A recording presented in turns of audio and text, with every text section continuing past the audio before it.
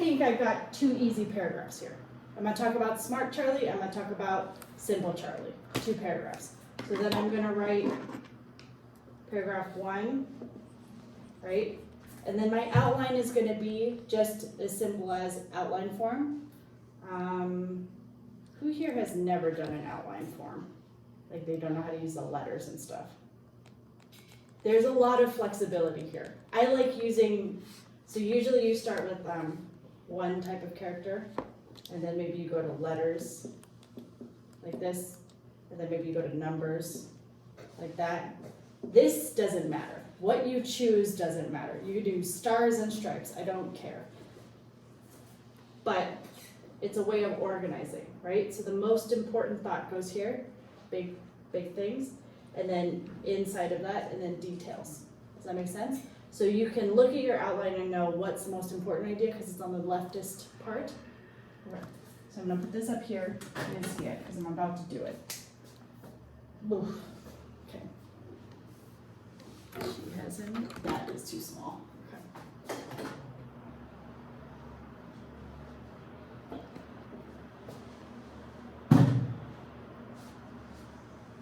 This could actually be the outline, so never mind. Okay. So if you've done your analysis table, you're basically just fitting it into an outline form. So we can do that. I'm going to do part 1 is the intro. We are skipping it for now. Straight to part 2, paragraph 1, or paragraph 1, yeah. Yes?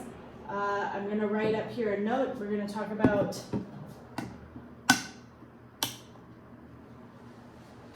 Smart Charlie. They use memories of him before the operation. Okay. The dark memories of himself before operation. That's like the focus of this paragraph, yes? We're not doing topic sentence yet. Topic sentence comes at the end, yes? Because we don't know what the paragraph's about yet, because we're outlining. So now I'm going to make my topics. You're going to start with summarizing. You need a summary, mainly after operation, Charlie becomes super intelligent, and then he tries to bury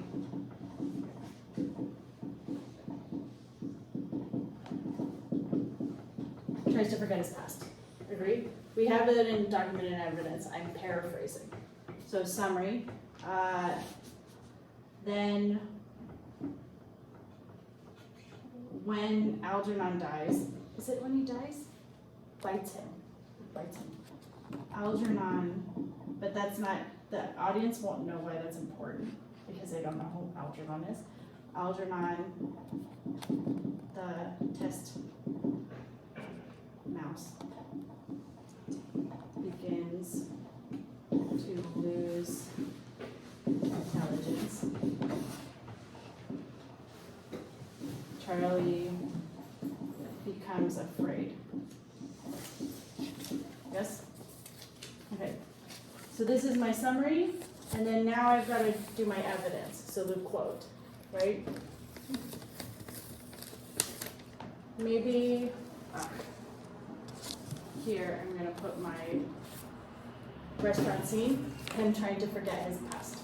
Yes? Page 299. Scene with boy. And then here I'm going to put 1 again. Page 303. Charlie is angry, fearful, and then I'm going to pick a quote, like, oh God, let it not all go away, something like that, something to do with his memories, right? This is all evidence, right? And then now we're doing analysis. Analysis.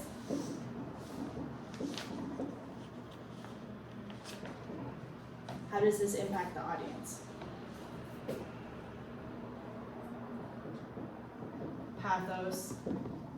How did you guys feel when he was starting to become afraid? Tense, worried, pity, right? Do we also feel afraid? Possibly, could be, depends. This is where you have to choose something, yes? And you have to defend that choice. So I'm gonna say pity. Mostly because I don't like how he's getting mad at everybody. I actually liked Charlie as nice, sweet, happy Charlie who had hope. I didn't really like super intelligent, critical, unempathetic Charlie. I thought that he's just trying to say something with that. Like, you could be super intelligent and people will still not like you, especially if you don't remember to be kind to them, right? I pity because Charlie, the change in Charlie's identity, right?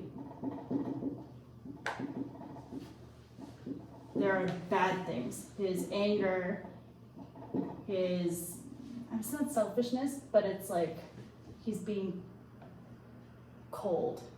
He's missing the caring, not empathetic, right? But then we see like the audience can understand his fear. So it's two things. I've learned something about Charlie's identity, that his intelligence has made him less kind. And the audience doesn't like that so much, right? We see how people are pulling away, and honestly don't feel that bad for him at a certain point. Like, he takes Miss Kitty out on a date and talks about math the whole time. Ugh, I don't feel bad for him, right? He didn't care at all about what she wanted to talk about or her as a person. He tried to talk about the mathematics of music, which is the most boring date talk. So Charlie's identity has shifted. We feel bad for him because he's a human being and he's afraid. But we also learned something about his identity. So this connects to ideas about intelligence. For me, that means intelligence is not everything. You can be super smart and still not be useful to society or have friends, right? Because the restaurant scene is just the moment at which he discovers, oh man, I have to remember that I have to care for other people who are weaker than me, and maybe that's my goal. And then it's all taken away. So at the moment at which he starts to become a better person, he then loses everything, which is a real tragedy, right? Okay. So then I might think about that. This would be a solid outline for one paragraph. Yes? And then you'd go into paragraph 2, the dark memories, like, I'm gonna say happy memories that Simple Charlie has. It hurts us. We're hurting. Because Charlie, I actually, as me personally, I wouldn't have been so unhappy if he just returned to original Charlie and went back to doing whatever he was doing. The tragedy of this book is that we don't know if he actually got there or if he got worse. And he ended up having to leave where he was. And he was actually, compared to the beginning of the book, he was actually much worse off than when he was at the beginning. Because he was still learning how to read, going to classes. He liked his class. He liked his job. He liked his